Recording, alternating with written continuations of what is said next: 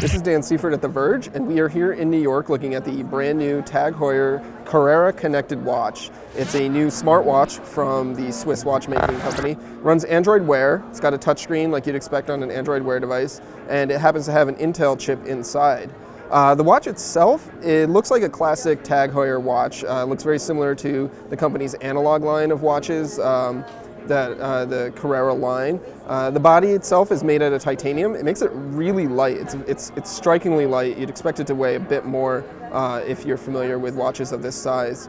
The face of the watch is 46 millimeters. Definitely makes it large. You can see it next to my Moto 360 here, which is about the same size face. So this is definitely a big watch. It's kind of designed for a man's wrist, though Tag says that they will be introducing a women's model at some point in the future. It's got a rubber strap, titanium deployant clasp there, so you can see that.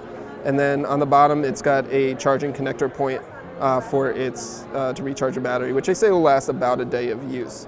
Of course, the big thing with this watch is that it's going to cost $1,500. You can buy it today online or at a handful of Tag boutiques. But this is definitely a luxury watch. It's designed to compete against the highest priced Apple watches, which run all the way up to $17,000, but there are some in the $1,000 to $1,500 range.